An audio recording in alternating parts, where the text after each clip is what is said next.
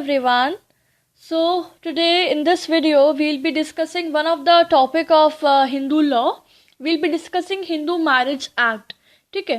So in this particular video we'll be only discussing what is marriage and what is the nature of marriage, like whether it is a sacrament or a contract. And along with this I'll also cover the different kind of marriages. Alright, so let's start with the definition of marriage. So, marriage is a socially permitted, voluntary, stable and exclusive union between a male and a female. तो marriage क्या है हमारे Hindu law के according? It is a socially permitted, समाज द्वारा accepted permitted union है, voluntary union है. Voluntary in the sense कि no one is forcing you कि you have to be in this union. You are yourself being in the union. आप खुद से अपनी स्वेच्छा से इसमें जा रहे हो. ठीक है, ये वॉलंटरी यूनियन कंसिडर किया जाता है. And it is a stable union of course, and as well as it is a exclusive union. You are not sharing this bond from any third party. It is just an exclusive union between a male and a female, a husband and a wife, right? So here marriage is a socially permitted, voluntary, stable and an exclusive union between a male and a female. And this union is a matrimonial in the nature. ये वैवाहिक union है. ठीक है, of course. तो ये है marriage की definition. Now let's move further with the nature of marriage. So whether Hindu marriage is a sacrament or contract. So first of all let's discuss the concept of marriage. So in the Hindu religion, marriage is treated as a holy bond. ठीक है, holy bond और union between two souls. हमारे हिंदू धर्म के according marriage जो है वो एक होली बॉन्ड, एक होली यूनियन कंसिडर किया जाता है दो सोल्स के बीच में. एक बहुत ही पवित्र बंधन माना जाता है. It is not just a union for this life but also for the coming life as well.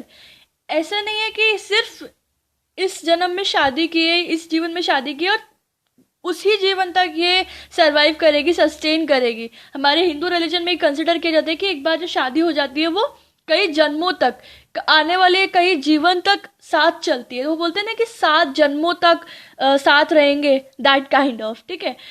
Then marriage is treated as a essential sanskar. हमारे हिंदू रिलीजन में 16 संस्कार हैं, उसमें से एक मैरिज बहुत ही एसेंशियल संस्कार कंसिडर किया जाता है. And this is essential for every Hindu to marry. And this is what the reason कि हर हिंदू के लिए एसेंशियल है अपनी लाइफ में मैरिज करना. Right, this is the concept of marriage. अब हम पढ़ेंगे कैसे सैक्रामेंटल है और कैसे ये कॉन्ट्रैक्ट है. So marriage as a sacrament.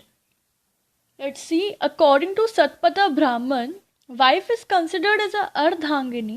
Some religious duties cannot be performed as a bachelor, so every Hindu must marry to fulfill those religious obligations. Shatapatha ब्राह्मण के अकॉर्डिंग वाइफ जो है वो अर्धांगिनी कंसिडर की जाती है अपने हस्बैंड की. एंड कुछ रिलीजियस ड्यूटीज ऐसी होती है हमारी लाइफ में जो बीइंग बैचलर परफॉर्म नहीं की जा सकती हैं. ठीक है, इट्स इम्पॉसिबल कि विदाउट मैरिज हम उन रिलीजियस ड्यूटीज़ को अपनी लाइफ में परफॉर्म कर सकें. तो उन्हें परफॉर्म करने के लिए it is must for every Hindu to marry. ठीक है, and to fulfil those religious obligations of a particulars life. Right. Now Manu says that husband and wife are united to each other not only for this life but after the death also of the husband. And that's why widow remarriage was not permitted at that time. तो मनुस्मृति के according यहाँ पे पता है कई बारी मनुस्मृति का जिक्र होगा क्योंकि जो स्मृति का जो हमारा स्क्रिप्चर है वो काफ़ी सारी बातें बताता है और हमें काफ़ी सारे हमारे हिंदू मैरिज के ट्रेट्स अवेलेबल होते हैं मनुस्मृति के अंदर. Right.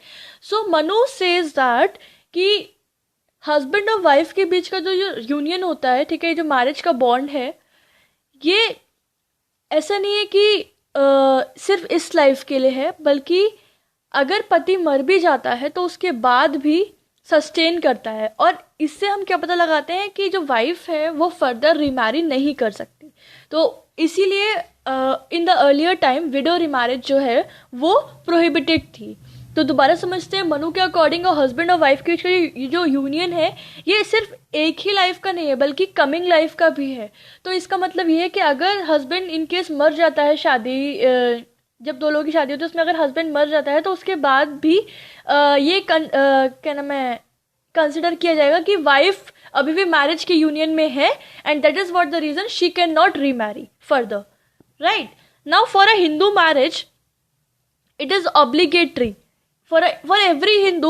It is obligatory to marriage for basically three reasons हैं उसके. First, for begetting a son. Second, for discharging his debt to his ancestors.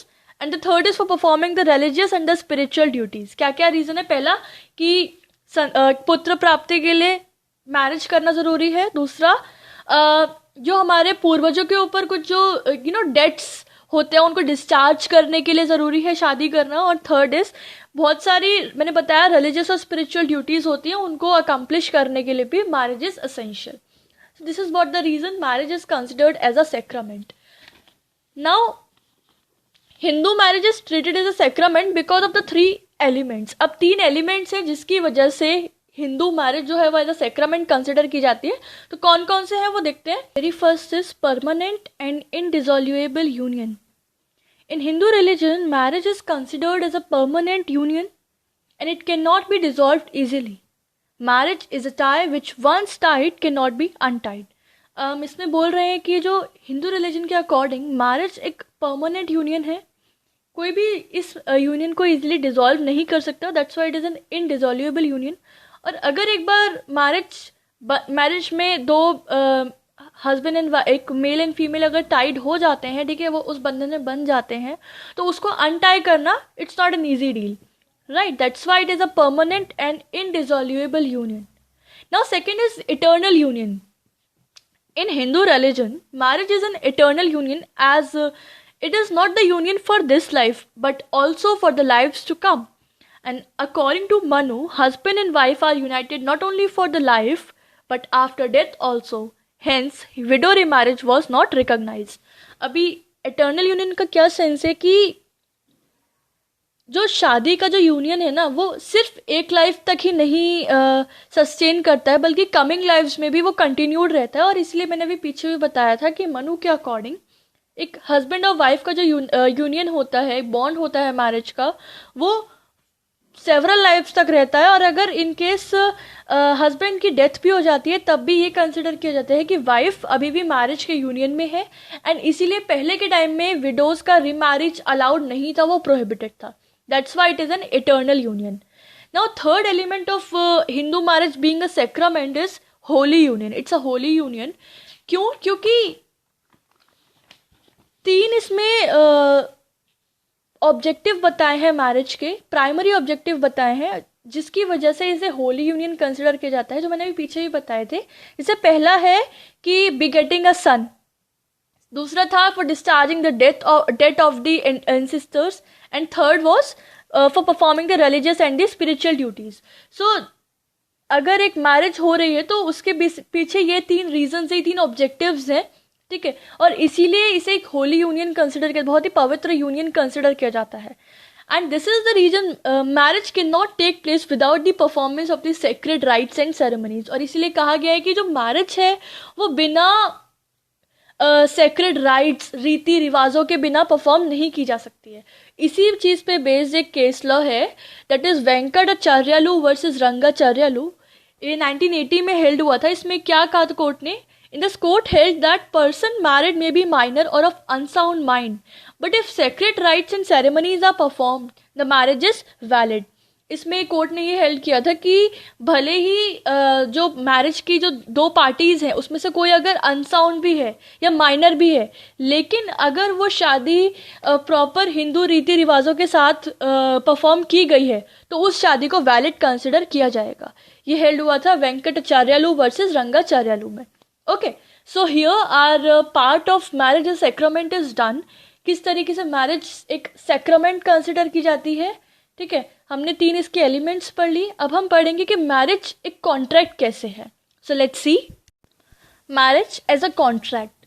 So in the modern concept marriage is considered to be contract. Earlier time में marriage sacrament consider किया जाता है, लेकिन आज के modern time में इसे as a contract consider किया जाता है. And it is the outcome of the industrial revolution and its lofty ideas of liberty and equality. In some cases it has even impacted the Hindu law. और कहीं ना कहीं इसका कॉन्ट्रैक्ट होने का जो रीज़न है ना, वो इंडस्ट्रियल रिवॉल्यूशन की वजह से हमारे यहाँ हमारे कंट्री के अंदर जो इंडस्ट्री का जो डेवलपमेंट हुआ, इंट्रोडक्शन हुआ, रिवॉल्यूशन हुआ, उससे लोगों के मन में लिबर्टी का, इक्वलिटी का जो आइडियोलॉजी क्रिएट हुई थी, वो कहीं ना कहीं हमारे हिंदू लॉ पे भी इम्पैक्ट किया। और वहीं से मैरिज सैक्रामेंट से रिवॉल्व होकर कॉन्ट्रैक्ट में कन्वर्ट हो गई थी, right. Now some characteristics of marriage matches into the with the contract act even. और इसके साथ साथ जो कुछ जो मैरिज के जो कैरेक्टरिस्टिक्स है ना, वो कॉन्ट्रैक्ट एक्ट से भी रिजेंबल करते हैं, like consent of marriage of the parties without force और फ्रॉड। या ये कॉन्ट्रैक्ट में भी है कि अगर कोई कॉन्ट्रैक्ट करता है तो उसमें दोनों पार्टीज का जो कंसेंट है वो फ्री होना चाहिए, कोई फ्रॉड या फोर्स नहीं होना चाहिए। उसी तरह मैरिज में भी जो अगर हस्बैंड एंड वाइफ एक मेल और फीमेल शादी कर रहे हैं तो उनकी कंसेंट जो है वो फ्री होनी चाहिए। देन दूसरा, एज ऑफ मेजॉरिटी। यस, वहाँ पे भी एज ऑफ मेजॉरिटी सस्टेन करती है, और मैरिज में भी फीमेल का 18 ईयर्स होना ज़रूरी है एज, और मेल्स का 21 years of age. And then person of unsound mind. अगर एक अनसाउंड माइंड कॉन्ट्रैक्ट नहीं कर सकता, उस तरह शादी भी नहीं की जा सकती। तो इस तरीके से कुछ कैरेक्टरिस्टिक्स इन दोनों के रिजेंबल कर रहे हैं आपस में, तो इसीलिए भी ये रीज़न है कि ऐसा कॉन्ट्रैक्ट कंसिडर किया जाता है। Now, among the 3 important sacramental elements of marriage as a sacrament, अभी देखना क्या है यहाँ पे, कि अभी हमने पीछे बात की थी 3 मैरिज के इसेंशियल एलिमेंट्स मैंने डिस्कस किए थे, जो कि सैक्रामेंट उसके सैक्रामेंट होने को डिफाइन करते थे, ठीक है। अभी जो कॉन्ट्रैक्ट का जो पार्ट है ना, उसको काउंटर करेगा। सी, फर्स्ट था हमारा इसका एलिमेंट परमानेंट एंड इंडिसॉल्यूबल यूनियन, है ना, हमने पढ़ा था अभी पीछे। अब जैसे ही इसे एज अ कॉन्ट्रैक्ट कंसिडर किया गया मॉडर्न टाइम में, तो हमारा आ गया डाइवोर्स का प्रोविजन। परमानेंट और इंडिसॉल्यूबल यूनियन में क्या था, वहां पे था कि मैरिज एक बार जब टाई हो जाती है उसको अनटाई नहीं किया जा सकता, उसको डिसॉल्व नहीं किया जा सकता। लेकिन अब हमारे मॉडर्न टाइम में डाइवोर्स का प्रोविजन आ गया है, ठीक है, तलाक किया जा सकता है। तो यहाँ पे सैक्रामेंट का जो पॉइंट था, जो एलिमेंट था, वो डिसॉल्व हो गया, वो खत्म हो गया, राइट। अब सेकंड देखना, सेकंड हमारा था इटर्नल यूनियन। इटर्नल यूनियन में क्या बोला था कि जो शादी है वो सिर्फ एक जीवन का ही यूनियन नहीं है, बल्कि आने वाले कई जीवन का, आने वाली कई जिंदगियों का ये यूनियन कंटिन्यू रहेगा, ये बॉन्ड चलता रहेगा। और इसी वजह से ये कंसिडर किया जाता था कि विडो रिमैरिज अलाउड नहीं थी। लेकिन अब प्रेजेंट टाइम में, मॉडर्न टाइम में विडो रिमैरिजेस एक्ट आ चुका है, जिसकी वजह से जो विडोज हैं, जिसके हस्बैंड मर चुके हैं, वो भी रिमैरी कर सकती हैं। तो इस तरीके से जो हमारा सैक्रामेंट का दूसरा एलिमेंट था वो भी डिस्ट्रॉय हो गया। अभी थर्ड बचा है, देखते हैं थर्ड का क्या होता है। तो थर्ड था हमारा होली यूनियन। होली यूनियन मतलब उसमें 3 हमने ऑब्जेक्टिव पढ़े थे। तो इसमें कहा गया है कि हाँ, वो जो 3 हमारे ऑब्जेक्टिव थे वो आज भी सस्टेन करते हैं, आज भी लोग शादी करते हैं इस ऑब्जेक्टिव से कि वो तीनों चीज़ें हम फुलफिल या फिर उनको अटेन कर सकते हैं, ठीक है। तो आज के टाइम में सैक्रामेंट, मैरिज का सैक्रामेंट होने का एक ही एलिमेंट सस्टेन करता है, वो क्या है, that marriage is a Holi union. Now इसमें एक केस लॉ है, वो पढ़ते हैं। Case law is Bhagwati Sharan Singh versus Parmeshwari Manohar Singh. So in this case, court held that marriage is not only a sacrament but also a contract. इस केस में ये हेल्ड हुआ था कि मैरिज न सिर्फ एक सैक्रामेंट है बल्कि एक कॉन्ट्रैक्ट भी है। तो अगर ये क्वेश्चन आता है नेचर का, आप पहले सैक्रामेंट को डिफाइन करेंगे, ठीक है, फिर आप कॉन्ट्रैक्ट कैसे है वो बताएंगे, और उसके बाद आप ये केस लॉ जरूर लिखेंगे, क्योंकि यहीं पे ये चीज़ हेल्ड हुई थी कि ना सिर्फ कंप्लीटली सैक्रामेंट है, ना सिर्फ कंप्लीटली कॉन्ट्रैक्ट है, but it is the combination of both. अभी इसका कंक्लूजन देखते हैं। In conclusion, we can say that Hindu marriage is not fully sacramental or contractual. It is a unique land of both sacrament and contract. ना ये sacramental है completely, ना ये contractual है, ये दोनों का मिक्सचर है। सिंपल बात है, मिक्सचर है, sacrament भी है और contract भी है, ठीक है। तो आई होप आपको नेचर समझ में आ गया होगा, राइट। क्लियर है फंडा। पहले मैंने डेफिनेशन बताई, फिर कॉन्सेप्ट बताया, फिर जनरली सैक्रामेंट का कॉन्सेप्ट बताया, फिर 3 एलिमेंट्स है सैक्रामेंट के, फिर कॉन्ट्रैक्ट बताया। कॉन्ट्रैक्ट में आपको तीनों को काउंटर कर देना है, केस लॉ और कंक्लूजन। अब मेरी तरफ से कंप्लीट हो गया है। नेक्स्ट अभी इसमें हाँ एक चीज और देख लेते हैं, इसमें है काइंड्स ऑफ मैरिज, ठीक है। So according to the Purana, Hindu marriage are of 8 kind. Purana के अकॉर्डिंग हिंदू मैरिज 8 तरह की होती हैं। ब्रह्म मैरिज, दैव मैरिज, अर्श मैरिज, प्रजापत्य मैरिज, असुर मैरिज, गंधर्व मैरिज, राक्षस मैरिज एंड पेशाच मैरिज। ठीक है, ये आपको याद करना पड़ेगा, इसका कोई लर्निंग फंडा नहीं है। तो ये जो हमारी बिगिनिंग 4 है, ब्रह्मा, देव, अर्श और प्रजापत्य, ये एक्सेप्टेबल मैरिजेस कंसिडर की जाती हैं। एंड असुर, गंधर्व, राक्षस एंड पैसाच इररेगुलर, मतलब ये at a point of time acceptable होती है और कभी कभी एक्सेप्टेबल नहीं होती, तो they are irregular kind of marriages. ठीक है, now 3 form of marriages used to be there before Hindu marriage act. Hindu marriage act 1955 से पहले 3 तरह की मैरिजेस हुआ करती थी। कौन कौन सी? ब्रह्म मैरिज, गांधर्व मैरिज एंड असुर मैरिज। अभी कौन कौन सी है? ब्रह्म मैरिज में क्या था कि bride given in gift bye father, इसमें जो फादर होते थे वो अपनी बेटी को एज अ गिफ्ट देते थे, ठीक है, ग्रूम साइड को। देन गांधर्व मैरिज में क्या होता है? There used to be mutual agreement between bride and groom. Mutual agreement होता है कि हमको शादी करनी है और फिर शादी होती है, ठीक है। देन असुर विवाह में क्या होता है? Bride virtually sold by the father, इसमें जो उसके फादर होते हैं लड़के के, वो उसको बेच देते हैं लड़के वालों को, ठीक है। ये है असुर विवाह। तो ये 3 तरह के विवाह जो है वो हमारे हिंदू मैरिज एक्ट 1955 से पहले हुआ करते थे, और कुल ये 8 तरह के विवाह होते हैं। उसमें से कुछ एक्सेप्टेबल है, कुछ इररेगुलर है। तो ये भी हो गया हमारा काइंड्स ऑफ मैरिज। तो हमने इसमें क्या क्या पढ़ा? नेचर पढ़ा, डेफिनेशन पढ़ा और काइंड्स पढ़ा। इस वीडियो के लिए इतना ही। नेक्स्ट में हम कंडीशंस पढ़ेंगे, फिर ceremonies, proof, void, voidable, right? So this is it for the video. For any kind of doubt, any kind of query, do write down on the comment section, or yeah, do also tell me that how did you find the video. This is it. Thank you so much and bye bye, take care.